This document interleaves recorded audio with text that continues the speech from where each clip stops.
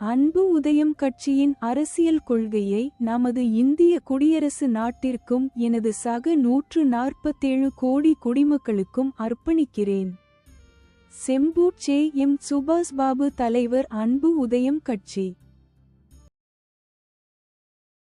1971 இந்திய நாடாளுமன்ற பொதுத் தேர்தலில் திருமதி இந்திரா காந்தி ரேபரேலி தொகுதியில் வேட்பாளராக போட்டியிட்டபோது அவர் தேர்தலை கையாளுவதற்காக மாநில அரசு இயந்திரத்தை எவ்வாறு பயன்படுத்தினார் என்பதை 1975 இல் அலகாபாத் உயர் நீதிமன்றம் கண்டறிந்தது போலவே 2010 ஆகஸ்ட் 28 அன்று தமிழ்நாடு அரசு தலைமைச் செயலகத்தில் நடைபெற்ற மாவட்ட அதிகாரிகளின் கூட்டத்தில் தமிழ்நாடு அரசு சார்பில் அப்போதைய முதலமைச்சர் திரு மு. கருணாநிதி ஆற்றிய உரையை நாம் ஆராய்ந்தால் 2011 தமிழ்நாடு மாநில சட்டமன்ற பொதுத் தேர்தலில் ஆளும் கட்சிக்கு ஆதரவாக மாநில அரசு இயந்திரம் அவரால் எவ்வாறு தயார்படுத்தப்பட்டது என்பதையும் ஜனநாயகச் செயல்முறைகளுக்கு எதிராக செயல்படுமாறு மாவட்ட காவல் அதிகாரிகளுக்கு தமிழ்நாடு அரசின் சார்பில் திரு மு. கருணாநிதி எவ்வாறு நிர்வாக உத்தரவுகளை பிறப்பித்தார் என்பதையும் அன்பு உதயம் அமைப்பின் ஜனநாயக பங்கேற்பை தேர்தல் மற்றும் அரசியலில் ஒடுக்குவதற்காக தமிழ்நாடு ஆளும் கட்சியால் காவல்துறை எவ்வாறு பயன்படுத்தப்பட்டது என்பதையும் நம்மால் புரிந்து கொண்டு உறுதிப்படுத்த முடியும். 1971 இல் அப்போதைய ஸ்ரீராஜ் நாராயணனுக்கு அரசியலில் பங்கேற்கவும் தேர்தலில் போட்டியிடவும் முழு வாய்ப்பு வழங்கப்பட்டது. அதில் தேர்தல் முடிவுகள் ஜனநாயக முறையில் அறிவிக்கப்பட்டன. மேலும் அந்த தேர்தல் முடிவு இந்திய தேர்தல் ஆணையத்தால் ஆளும் கட்சிக்கு சாதகமாக உறுதிப்படுத்தப்பட்டது. ஆனால் 1975 இல் சம்பந்தப்பட்ட வேட்பாளரான திருமதி இந்திரா காந்தியின் வெற்றியில் நடந்த தேர்தல் முறைகேடுகள் மற்றும் மோசடிகளை அலகாபாத் உயர் நீதிமன்றம் உறுதி செய்தது. இதேபோல் 2009 இல் நான் எம். சுபாஷ் பாபு எனது தனிப்பட்ட அரசியல் அடையாளமான அன்பு உதயம் என்ற பெயரில் அரசியலில் நுழைந்து தேர்தலில் போட்டியிட்டபோது அப்போதைய தமிழ்நாடு அரசாங்கத்தில் ஆளும் கட்சி இருந்த நிலையில் அன்பு உதயம் அமைப்பின் வேட்பாளராகிய நான் எம். சுபாஷ் பாபு திரு மு. கருணாநிதியின் அரசாங்கத்தின் மோசடிக்கு எவ்வாறு பலியானேன் என்பதையும் அதே நேரத்தில் அன்பு உதயம் குறித்து எந்தவொரு அரசியல் செய்தியும் தேர்தல் செய்தியும் ஊடகங்கள் வழியாக இந்திய குடிமக்களுக்கு கசியவிடப்படாமல் நாட்டில் எவ்வாறு போலியான ஜனநாயகம் செயல்படுத்தப்பட்டது என்பதையும் 16 ஆண்டுகளுக்குப் பிறகு இன்று ஆகஸ்ட் 25, 2025 அன்று இப்போது அன்பு உதயம் கட்சி சார்பில் ஆகஸ்ட் 28, 2010 அன்று நடந்த இந்த விஷயத்தை நான் மீண்டும் இந்திய தேர்தல் ஆணையத்தின் கவனத்திற்கு கொண்டு வருகிறேன். 1975 இல் திருமதி இந்திரா காந்தி தேர்தல் மோசடி வழக்கில் விசாரணை நீதிமன்றத்தால் குற்றவாளி என்று தீர்ப்பளிக்கப்பட்டபோது அவர் அந்த தீர்ப்புக்கு எதிராக இந்திய உச்ச நீதிமன்றத்தில் மேல்முறையீடு செய்தார். மேலும் தனிநபராக தனக்கு எதிரான தேர்தல் மோசடி வழக்கில் தீர்ப்பை எதிர்த்து போராடுவதற்கு பதிலாக ஆளும் கட்சியின் நோக்கம், ஆளும் கட்சியின் எண்ணங்கள், அந்த நேரத்தில் அவர் மத்திய அரசாங்கத்தின் ஒரு பகுதியாக, ஆட்சியாளராக, ஆளும் கட்சியாக, மக்களின் பிரதிநிதியாக இருந்ததால் அதுவே அரசாங்கத்தின் சட்டப்பூர்வமான கருத்து. அதுவே சட்டத்தின் கருத்து என்ற அடிப்படையில் அவர் இந்த வழக்கை நீதிமன்றத்திற்கு கொண்டு வந்தார். கீழமை நீதிமன்றம் தேர்தல் மோசடி வழக்கில் அவருக்கு எதிராக ஒரு தனிநபராக தீர்ப்பளித்தபோது திருமதி இந்திரா காந்தி மத்திய அரசாங்கத்தின் பிரதமராக உச்ச நீதிமன்றத்தில் தனக்கு சாதகமான ஒரு முடிவை பெற்றார்.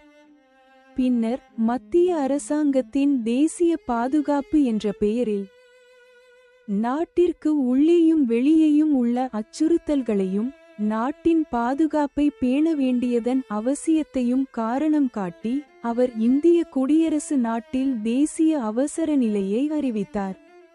இந்த வகையில் அரசாங்கத்தில் உள்ள இந்த இரண்டு அரசியல் கட்சிகளான ஆளும் கட்சியும் எதிர்க்கட்சியும் இந்திய குடியரசின் குடிமக்களின் அரசியல் உரிமைகளை பறித்து கொண்டிருக்கும் போது மத்திய நாடாளுமன்றத்திலும் மாநில சட்டமன்றத்திலும் அரசாங்கத்தில் உள்ள இந்த இரண்டு அரசியல் கட்சிகளான ஆளும் கட்சியும் எதிர்க்கட்சியும் குடிமக்களின் ஜனநாயக உரிமைகளை பறித்து இந்த வழியில் இந்திய அரசியலமைப்பு சட்டத்திற்கு எதிராக முறையற்ற ஜனநாயக முறையில் அரசியல் தேர்தல் மோசடிகளை செய்து அரசாங்கத்தை தங்கள் கைகளில் தொடர்ந்து வைத்திருக்கும் போது இந்த இரண்டு கட்சிகளான ஆளும் கட்சியும் எதிர்க்கட்சியும் மாறி மாறி அரசாங்க ஆட்சியில் இருக்கும் அரசியல் கட்சிகள் இந்திய தேர்தல் ஆணையத்தால் பதிவு செய்யப்பட்டு அங்கீகரிக்கப்பட்ட கட்சிகளாக இருந்தும் அரசாங்கத்தில் இருக்கும்போது இத்தகைய ஜனநாயக மோசடியையும் ஜனநாயக படுகொலையையும் செய்கின்றன. இந்திய குடியரசில் முழுமையான ஜனநாயக முறையில் ஒரு அரசியல் கட்சியை நடத்தும் அன்பு உதயம் கட்சி இந்திய தேர்தல் ஆணையத்தில் பதிவு செய்யப்பட்டு நாட்டின் குடிமக்களின் ஜனநாயக அரசியல் உரிமைகளை நிர்வாக ரீதியாக பாதுகாக்கும் தேவைக்கு ஏற்ப செயல்படும்போது ஏன் பாதுகாப்புத்துறை நாட்டின் ஆட்சி அதிகாரத்தை அன்பு உதயம் கட்சியிடம் ஒப்படைக்கக்கூடாது? இதில் என்ன தவறு இருக்கிறது? தேர்தல்களில் நோட்டா வை ஆதரிக்கும் இந்திய தேர்தல் ஆணையம் ஏன் இதை ஆதரிக்கக்கூடாது? இந்த கேள்விகளை அன்பு உதயம் கட்சி உங்கள் முன்வைக்கிறது. இந்திய தேர்தல் ஆணையத்திற்கு இதில் ஏதேனும் ஆட்சேபனை உள்ளதா? இந்திய குடியரசில் சுமார் 145 கோடி குடிமக்கள் இருக்கும் நிலையில் மக்கள் பிரதிநிதித்துவ சட்டத்தின்படி நாட்டில் உள்ள அரசியல் கட்சிகளின் தற்போதைய அரசியல் சூழ்நிலைகளையும் நாட்டின் மற்றும் மாநிலத்தின் நிலையையும் குடிமக்களின் நிலையையும் கருத்தில் கொண்டு இந்திய தேர்தல் ஆணையம் தேர்தலில் அரசியல் காரணங்களின் அடிப்படையில் வாக்களிக்கும் நாட்டின் குடிமக்களுக்கு தங்களின் சக குடிமக்களில் ஒருவரை ஜனநாயக முறையில் தங்கள் பிரதிநிதியாக தேர்தல் மூலம் தேர்ந்தெடுக்கும் வாய்ப்பை வழங்குகிறது. அதே நேரத்தில் தேர்தலில் தங்களின் சக குடிமக்களில் யாரையும் ஜனநாயக முறையில் தேர்ந்தெடுக்க விரும்பவில்லை என்றால் இந்திய தேர்தல் ஆணையம் மக்களின் வரி பணத்தை செலவழித்து நோட்டா வை ஆதரிப்பதன் மூலம் நாட்டின் குடிமக்கள் தேர்தலில் வாக்களிக்க ஒரு மாற்று வழியை ஏற்பாடு செய்கிறது. உலகின் மற்ற நாடுகளில் தேர்தல் நடைமுறை செயல்பாடுகளில் நோட்டாவின் அமலாக்கம் மற்றும் அதன் செயலாக்கத்தின் அடிப்படையில் மற்ற நாடுகளை உதாரணமாக கொண்டு அதை நம் நாட்டில் செயல்படுத்திய இந்திய தேர்தல் ஆணையம் இப்போது அன்பு உதயத்தின் இந்த தீர்க்கமான அரசியல் அணுகுமுறையை ஏன் ஆதரிக்கக்கூடாது? அதன் அடிப்படையில் இந்திய குடியரசில் அன்பு உதயம் அரசியலின் நிலைப்பாட்டின் அடிப்படையில் இந்த தீர்க்கமான முடிவை எடுப்பதில் இந்திய தேர்தல் ஆணையம் இப்போது எதிர்கொள்ளும் சிரமம் என்ன? அன்பு உதயத்தின் இந்த அரசியல் சித்தாந்தம் உலகின் பெரும்பாலான ஜனநாயக நாடுகளில் இதுபோன்ற போலி ஜனநாயக நடைமுறைகள் நடைமுறையில் உள்ள நாடுகளுக்கு ஒரு முன்மாதிரியாக அமையும்.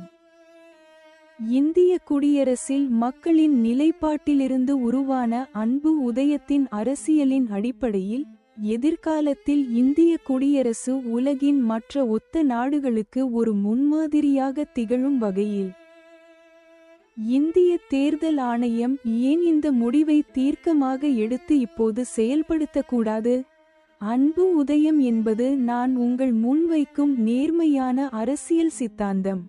2009ஆம் ஆண்டு முதல் நாங்கள் ஜனநாயக ரீதியாக தேர்தல்களில் போட்டியிட்ட போதெல்லாம் ஒவ்வொரு கட்டத்திலும் ஒவ்வொரு காலகட்டத்திலும் நாங்கள் அன்பு உதயம் என்ற எங்கள் தனிப்பட்ட அரசியல் அடையாளத்தின் கீழ் செயல்பட்ட போதும் இந்திய தேர்தல் ஆணையத்தில் அன்பு உதயம் கட்சி என்று ஒரு அரசியல் கட்சியாக பதிவு செய்த பிறகும் கூட அரசாங்கத் துறைகளில் இருந்து கொண்டு அவர்கள் தொடர்ந்து இதே போன்ற முறைகேடுகளையும் மோசடிகளையும் செய்து வந்தனர்.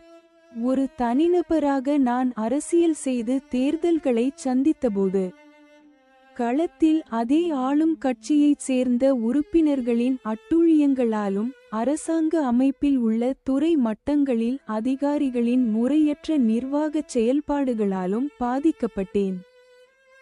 ஒரு அரசியல் கட்சியாக இந்திய தேர்தல் ஆணையத்தில் பதிவு செய்த பிறகும் இதே போன்ற சிரமங்களை நான் தொடர்ந்து எதிர்கொள்ளும்போது ஒரு தலைவராக அரசியல் கட்சி மட்டத்தில் என்னால் எப்படி அரசியல் செய்ய முடியும்? என்னால் எப்படி தேர்தல்களில் போட்டியிட முடியும்? ஒரு இந்திய குடிமகனாக அரசியலை நடத்துவதற்கும் ஜனநாயக ரீதியாக தேர்தலில் போட்டியிடுவதற்கும் நிர்வாகத்தில் நான் யாரை நம்புவது? இந்திய தேர்தல் ஆணையம் இவற்றில் எதற்காவது பதிலளிக்குமா? அது ஏதேனும் வாக்குறுதிகளை அளிக்குமா? அது பொறுப்பேற்குமா? தேர்தல்களை நடத்துவதையும் கட்சிகளை பதிவு செய்வதையும் மட்டுமே கவனிக்கும் இந்திய தேர்தல் ஆணையம் இவை அனைத்தையும் கவனித்துக் கொள்ளுமா? இது பாதிக்கப்பட்ட தரப்பினரின் தனிப்பட்ட விஷயம். இதை அவர்களேதான் கவனித்துக் கொள்ள வேண்டும் என்று நாம் கூறினால் அரசாங்கத்தில் உள்ள அரசியல் கட்சிகளால் பாதிக்கப்பட்ட தரப்பினருக்கு ஏற்படும் இந்த தீங்கையும் அட்டூழியங்களையும் நாட்டில் எப்படி நம்மால் குறைக்க முடியும்?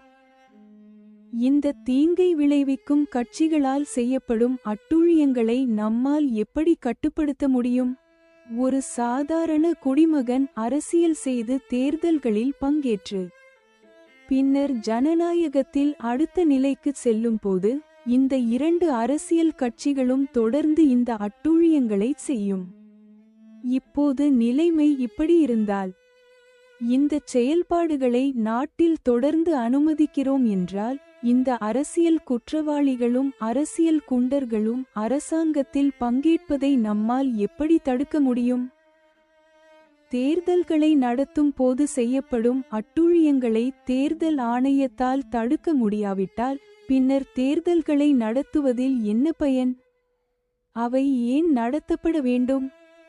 இந்திய குடியரசின் எல்லைப் பகுதிகளில் போர் நடவடிக்கைகளின் போது பாதுகாப்புத் துறை மேற்கொள்ளும் செயல்பாடுகளைப் போலவே தேர்தல் ஆணையமும் தேர்தல்களை உள்ரீதியாக நடத்த வேண்டும்.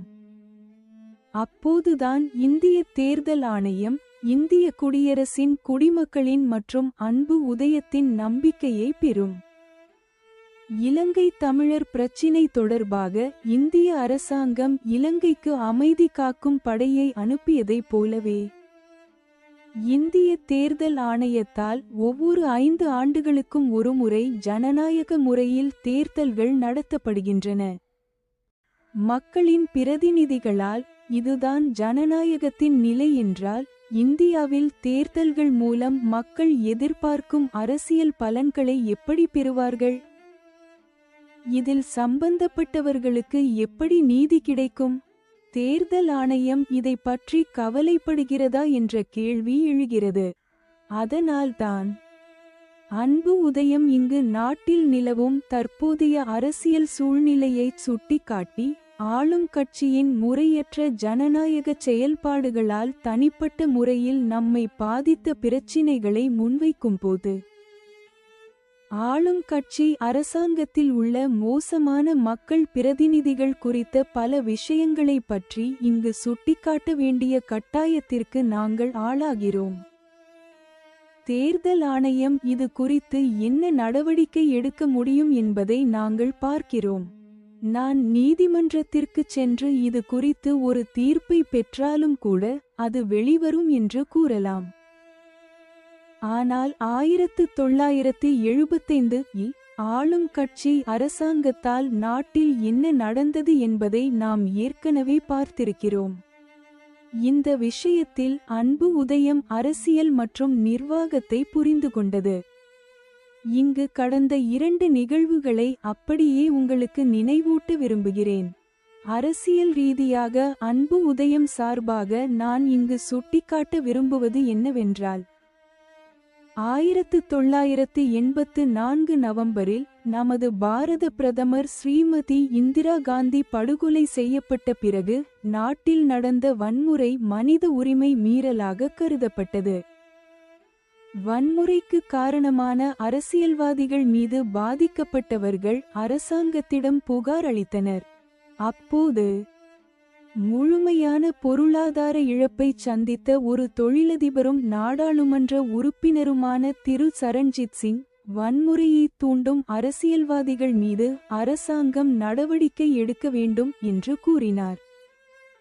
மேலும் மக்களிடையே வன்முறையை தூண்டியதாக கண்டறியப்பட்ட அரசியல்வாதிகளை அடுத்த தேர்தல்களில் போட்டியிட அனுமதிக்க கூடாது என்றும் இந்த சக்திகள் பயங்கரவாதிகளை விட மோசமானவர்கள் என்றும் அவர் அரசியல் கட்சிகளுக்கு வேண்டுகோள் விடுத்தார். வன்முறையை தூண்டும் அரசியல்வாதிகள் ஜனநாயக முறையில் அரசியலில் இருந்து சமூக ரீதியாக புறக்கணிக்கப்பட வேண்டும் என்ற உணர்வின் வெளிப்பாடு. தேர்தல் என்பது இந்தியாவின் ஜனநாயக கட்டமைப்பை வலுப்படுத்தும் ஒரு கட்டுமானம் என்பதை இந்திய குடியரசின் குடிமக்களாகிய நாம் வாக்காளர்களாக தேர்தலில் எப்போதும் நினைவில் கொள்ள வேண்டும். நிர்வாக ரீதியாக அன்பு உதயம் சார்பாக நான் இங்கு சுட்டிக்காட்ட விரும்புவது என்னவென்றால் மத்திய பாதுகாப்புத்துறை அமைச்சர் திரு கே.சி. பந்த் கூறியதுதான்.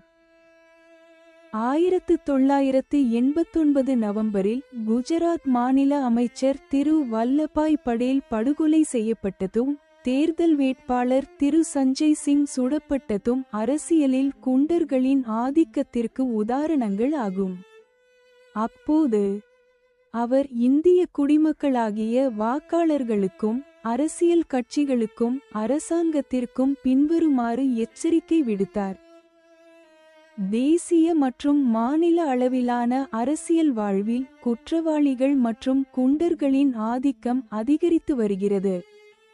இப்போது நாம் தற்காலிக நலன்களுக்காகவும் பிராந்திய உணர்வுகளுக்காகவும் ஜனநாயக செயல்முறைகளை திசை திருப்ப முயன்றால் அது எதிர்காலத்தில் நாட்டிற்கு மிகவும் வருத்தத்தை அளிக்கும். ஜனநாயகத்தில் உண்மையான அக்கறை கொண்ட அனைவரும் ஜனநாயக அடிப்படையில் மக்களிடையே அரசியலில் இதை வலுப்படுத்த வேண்டிய நேரம் வந்துவிட்டது.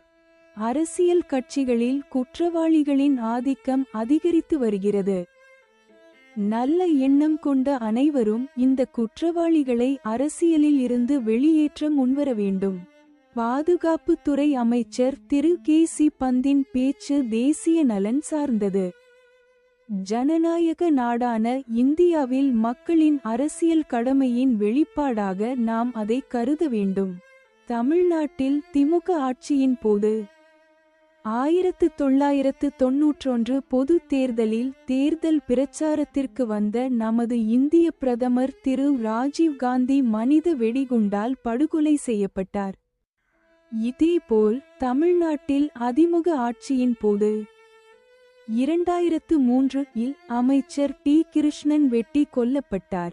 2011 இல் அமைச்சர் மரியம் பிச்சை கார் விபத்தில் உயிரிழந்தார். முன்னாள் முதலமைச்சர் செல்வி ஜெயலலிதா செப்டம்பர் 2016 முதல் டிசம்பர் 2016 இல் அவர் இறக்கும் வரை 75 நாட்கள் மருத்துவ சிகிச்சையில் இருந்தார்.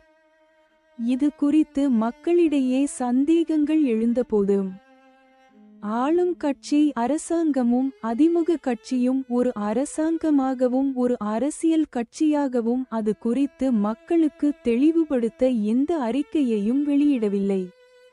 தொடர்புடைய இந்த அரசியல் கட்சி தமிழக மாநில சட்டமன்றத்தில் ஆளும் கட்சியாக இருந்த அதே நேரத்தில் மத்திய நாடாளுமன்றத்தில் எதிர்க்கட்சியாகவும் மக்கள் பிரதிநிதிகளாக இருந்தபோது தேசிய மற்றும் மாநில அளவிலான மற்ற அரசியல் கட்சிகளைச் சேர்ந்த நாடாளுமன்ற உறுப்பினர்களும் சட்டமன்ற உறுப்பினர்களும் சம்பந்தப்பட்ட மத்திய நாடாளுமன்றத்திலும் மாநில சட்டமன்றத்திலும் எதிர்க்கட்சிகளாக இருந்தபோதிலும் ஆளும் கட்சிகளிடம் ஒரு கேள்வியை கூட எழுப்பவில்லை.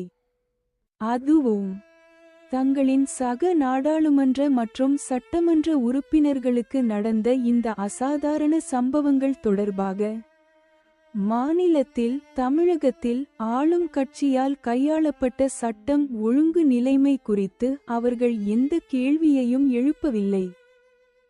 நாட்டில் இந்த அசாதாரண சம்பவங்கள் அனைத்தும் நடந்தபோதும் அவை ஆளும் கட்சியின் அரசியல் நிலைமையையோ ஆட்சியாளர்களின் தேர்தல் பங்களிப்பையோ எந்த வகையிலும் பாதிக்கவில்லை என்பதையும் மத்திய நாடாளுமன்றத்திலும் மாநில சட்டமன்றத்திலும் உள்ள மற்ற எதிர்க்கட்சிகள் ஆளும் கட்சிக்கு எந்த நெருக்கடியையும் ஏற்படுத்தவில்லை என்பதையும் நாம் காணும்போது இந்த அரசியல் கட்சிகளின் முழு நோக்கமும் தங்களுக்குள் மாறி மாறி ஆட்சியில் நீட்டிப்பது மட்டுமே என்பது தெளிவாகிறது.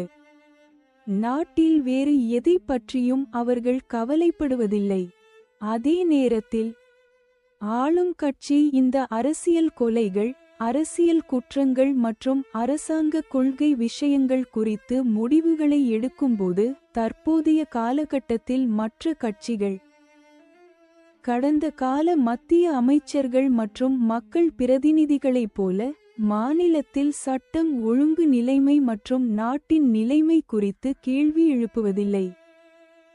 தங்களின் சக மக்கள் பிரதிநிதிகளுக்கு எதிராக நடந்த இந்த அசாதாரண சம்பவங்களில் இந்த விஷயத்தில் அவர்கள் எடுக்கும் நிர்வாக நடவடிக்கை பொருத்தமற்றதாக இருக்கும்போது சாதாரண குடிமக்களின் பாதுகாப்பு மற்றும் அதிகாரிகளின் பாதுகாப்பு குறித்து இந்த அரசியல் கட்சிகளின் பிரதிநிதிகளும் ஆளும் கட்சி எதிர்க்கட்சிகள் மற்றும் ஆட்சியாளர்களும் எப்படி கவலைப்படுவார்கள் என்பதை ஒரு கேள்விக்குறியுடன் நாம் பார்க்க வேண்டியுள்ளது.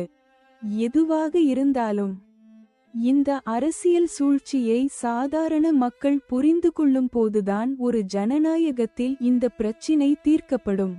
அதற்காக நாம் அதுவரை காத்திருக்க தேவையில்லை. ஆட்சியாளர்களுடன் அரசு பணியில் இருப்பவர்கள் ஜனநாயகத்தில் சக குடிமக்களாக இந்த அரசியல் முடிவை இப்போதே எடுக்கலாம். அது சாத்தியம். நான் சட்டம் படித்தபோது நீதிமன்றங்களின் வரலாறு, அரசியலமைப்பு சட்டம் மற்றும் சர்வதேச சட்டம் ஆகியவை எனக்கு பிடித்த பாடங்களாக இருந்தன. அதனால் எனக்கு அரசியல் வரலாறு தெரியும், நிர்வாகம் தெரியும், நீதிமன்ற வரலாறு தெரியும். நீதிமன்றத்தை பற்றி தெரியும், நீதிமன்ற நடவடிக்கைகள் பற்றி தெரியும், அரசாங்கத்தை பற்றி தெரியும், அதில் ஆளும் கட்சியின் பங்கு மற்றும் அரசியல் பற்றி தெரியும். அது நடைமுறையில் எவ்வளவு சிக்கலானது மற்றும் அதற்கான சாத்தியமான கூறுகள் என்னென்ன என்பது தெரியும். எனது ஆரம்ப சட்ட பயிற்சியை முடித்த பிறகு நான் சில காலம் அரசு வழக்கறிஞருடன் பணியாற்றினேன். அரசு கோப்புகள் மற்றும் அரசியல் பற்றியும் எனக்கு தெரியும். என்ன நடந்தாலும் அதை நாம் சமாளிக்கலாம் என்ற அடிப்படையில் தான் நான் அரசியலுக்கு வந்தேன். நான் அரசியல் செய்கிறேன். நாட்டில் எல்லா இடங்களிலும் உள்ள பிரச்சினைகளை காணும் போதும் சந்திக்கும் போதும் ஒவ்வொரு காலகட்டத்திலும் எனது சிந்தனைகளின் அடிப்படையில் அதற்கு தீர்வு காணக்கூடிய பொதுவான இடம் எது என்று சிந்தித்து அதன் அடிப்படையில் முடிவெடுக்கிறேன். அந்த அடிப்படையில்தான் நான் அரசியலுக்கு வந்தேன். ஒவ்வொரு பிரச்சனையையும் தனித்தனியாகச் சென்று தீர்ப்பதற்கு பதிலாக ஒரு அரசாங்கமாக ஆளும் கட்சியின் நிலையில் வந்து அங்கு அமர்ந்து ஒரு பிரச்சனையின் சாராம்சத்தின் அடிப்படையில் தேசத்தில் உள்ள முழு பிரச்சனையையும் எப்படி நமது கட்டுப்பாட்டிற்குள் கொண்டு வருவது, அதை நிர்வாக ரீதியாக எப்படி ஒரு முடிவுக்கு கொண்டு வருவது என்ற அடிப்படையில்தான் நான் அரசியலுக்கு வந்தேன். அதனால்தான் அரசியலுக்கு வந்ததிலிருந்து நான் எதிர்கொண்ட அத்தனை அசாதாரணமான விஷயங்களையும் சாதாரணமாக எடுத்துக்கொண்டு அவற்றைச் சரியாக எதிர்கொள்ள என்னால் முடிந்தது. இந்த நேரத்தில் நான் ஒரு விஷயத்தைச் சொல்ல விரும்புகிறேன். அன்பு உதயம் கட்சிக்கு நடந்த அத்தனை விஷயங்களையும் நான் இப்போது எதிர்கொள்ளும் பிரச்சனையையும் நீதிமன்றத்திற்கு கொண்டு சென்றால் என்ன நடக்கும்? எதுவும் நடக்காது. நான் இப்படிச் சொல்வதால் நீதிமன்றத்தின் செயல்பாடுகள் மீது எனக்கு நம்பிக்கை இல்லை என்று அர்த்தமல்ல. 2017ஆம் ஆண்டு நவம்பர் 16ஆம் தேதி மாண்புமிகு தமிழக முதலமைச்சர் செல்வி ஜெயலலிதாவின் மரணத்தில் உள்ள மர்மத்தை விசாரிக்க தமிழக அரசால் அமைக்கப்பட்ட ஓய்வு பெற்ற உயர் நீதிமன்ற நீதிபதி திரு ஆறுமுகசாமி தலைமையிலான விசாரணை ஆணையத்திடம் அன்பு உதயம் கட்சி சார்பில் நாங்கள் ஒரு பிரமாண பத்திரத்தையும் அதனுடன் 7 துணை ஆவணங்களையும் சமர்ப்பித்தோம். விசாரணை ஆணையத்திடம் அன்பு உதயம் கட்சியால் சமர்ப்பிக்கப்பட்ட அந்த 7 ஆவணங்களும் மாண்புமிகு தமிழக முதலமைச்சர் செல்வி ஜெயலலிதாவின் மரணத்தில் உள்ள மர்மம் குறித்து விசாரணை ஆணையம் அமைக்கப்படுவதற்கு முன்பு அவர் திடீரென உடல்நலக்குறைவால் பாதிக்கப்பட்டு செப்டம்பர் 22, 2016 அன்று சென்னையில் உள்ள அப்பல்லோ மருத்துவமனையில் அனுமதிக்கப்பட்டு 75 நாட்கள் சிகிச்சை பெற்று வந்ததாக கூறப்பட்டது என்ற காலகட்டத்தில் எழுதப்பட்ட கடிதங்களாகும். பின்னர் 2016ஆம் ஆண்டு டிசம்பர் 5ஆம் தேதி தமிழக அரசு அவரது மரணத்தை அதிகாரப்பூர்வமாக அறிவித்தது. இந்த காலகட்டத்தில் அவரது உடல்நிலை மற்றும் சிகிச்சை முறையின் தன்மை குறித்து பொதுமக்களிடமிருந்து சந்தேகங்களை எழுப்பியவர்கள் மீது ஆளும் கட்சி சார்பில் காவல்துறை மற்றும் நீதித்துறை மூலம் அரசாங்க நடவடிக்கை எடுக்கப்பட்டது. அவரது மரணத்திற்கு பிறகு இந்திய நாடாளுமன்றத்தின் மக்களவை மற்றும் மாநிலங்களவை உறுப்பினர்கள், தமிழக சட்டமன்ற உறுப்பினர்கள் ஊடகங்களில் அவரது மரணம் குறித்து அரசியல் சர்ச்சைகளையும் சந்தேகங்களையும் எழுப்பிய காலகட்டத்தில் இந்த அரசியல் தமிழகத்தில் அரசாங்கத்தின் ஆட்சியின் கீழ் சாதாரணமாக நடந்து கொண்டிருந்தது. அந்த காலகட்டத்தில் அந்த மக்கள் பிரதிநிதிகளின் இந்த செயல்களுக்கு எதிராக அரசாங்கம் எந்த நடவடிக்கையும் எடுக்கவில்லை. ஆளும் கட்சி இதை வேடிக்கை மட்டுமே பார்த்தது. ஏனென்றால் அந்த அரசாங்கத்தில் அவர்களே மக்கள் பிரதிநிதிகளாக இருக்கும்போது அவர்களுக்கு எதிராக எப்படி நடவடிக்கை எடுப்பார்கள்?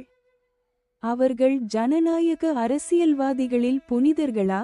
இந்த அடிப்படையில் அரசியல் சூழலில் அவர்களை அரசியல் புனிதர்களாக காட்டுவதற்காகவே ஆளும் கட்சியால் அரசாங்கத்தின் சார்பில் ஒரு விசாரணை ஆணையம் அமைக்கப்பட்டது என்பதை பின்வரும் தகவல்களிலிருந்து நீங்கள் அறிந்து கொள்வீர்கள். இந்த காலகட்டத்தில் அன்பு உதயம் கட்சியின் தலைவர் சுபாஷ் பாபுவின் சார்பில் மாண்புமிகு இந்திய குடியரசுத் தலைவர் திரு பிரணாப் முகர்ஜி மற்றும் மாண்புமிகு இந்திய பிரதமர் திரு நரேந்திர மோடி ஆகியோருக்கு எழுதப்பட்ட கடிதங்களில் நாட்டில் நடந்த நிகழ்வுகள், அந்தந்த காலகட்டத்தின் அரசியல் சூழ்நிலைகள், அரசாங்கத்தின் நிர்வாக நடவடிக்கைகளுக்கு உகந்த சூழ்நிலைகள், நாட்டின் மற்றும் மக்களின் நலன்களின் அடிப்படையில் அன்பு உதயம் கட்சியின் அரசியல் நிலைப்பாடுகளின் அடிப்படையில் அரசாங்கத்தின் நிர்வாக நடவடிக்கைகளுக்கு உகந்த வகையில் நான் எழுதியிருந்தேன். அத்துடன் செல்வி ஜெயலலிதாவின் மரணம் குறித்த சில பக்கங்களும் சில வரிகளும் அந்த கடிதங்களில் சாதாரணமாகச் சேர்க்கப்பட்டிருந்தன. அன்பு உதயம் கட்சியின் சார்பில் அரசாங்க ஆவணங்களாக நான் விசாரணை ஆணையத்திடம் சமர்ப்பித்தது அதுதான். என் தரப்பில் தாக்கல் செய்யப்பட்ட அந்த பிரமாண பத்திரத்தில் இந்த விசாரணை ஆணையத்தில் எனது பங்கேற்பு ஒரு தனிநபராக அல்லாமல் முன்னாள் முதலமைச்சரின் மரணத்தைச் சூழ்ந்த மர்மத்தை விசாரிக்கும் இந்த விசாரணை ஆணையத்தில் அரசாங்கத்தின் சார்பில் எனது பங்கேற்பு என்று நான் அதில் குறிப்பிட்டிருந்தேன். 145 பக்கங்களைக் கொண்ட அந்த பிரமாண பத்திரத்தில் 461 கேள்விகள் இருந்தன. மேலும் 159க்கும் மேற்பட்ட நபர்கள் விசாரிக்கப்பட வேண்டும் என்று அடையாளம் காட்டப்பட்டு ஆணையத்திடம் எனது வாக்குமூலமாகச் சமர்ப்பிக்கப்பட்டது. அன்பு உதயம் கட்சியின் சார்பில் நான் ஆணையத்திடம் சமர்ப்பித்த பிரமாண பத்திரத்தில் உள்ள விஷயங்களின் அடிப்படையில் ஆணையம் தொடர்புடைய அனைத்து நபர்களிடமும் தனது விசாரணையை நடத்தியது. இருப்பினும் நான் ஆணையத்திடம் சமர்ப்பித்த பிரமாண பத்திரத்தின் அடிப்படையில் எந்த நிலையிலும் ஆணையத்தால் நான் அழைக்கப்படவில்லை என்று கோரி மேலும் விவரங்களுடன் மற்றொரு பிரமாண பத்திரத்தையும் ஆணையத்திடம் சமர்ப்பித்திருந்தேன். நான் ஆணையத்திடம் சமர்ப்பித்த பிரமாண பத்திரத்தின் அடிப்படையில் தொடர்புடைய என்னை அழைப்பதோ அல்லது அழைக்காமல் இருப்பதோ ஆணையத்தின் விருப்பத்திற்கு உட்பட்டது என்றாலும் அதை வற்புறுத்தவோ கட்டாயப்படுத்தவோ தேவையில்லை. ஆனால் பிரமாண பத்திரத்துடன் நான் சமர்ப்பித்த ஆவணங்களின் அடிப்படையில் விசாரணை ஆணையம் எனது பங்கேற்பு இல்லாமலேயே அந்த விஷயத்தை கவனித்துக் கொண்டது. அன்பு உதயம் குடிமக்களின் சொந்த அரசியல்.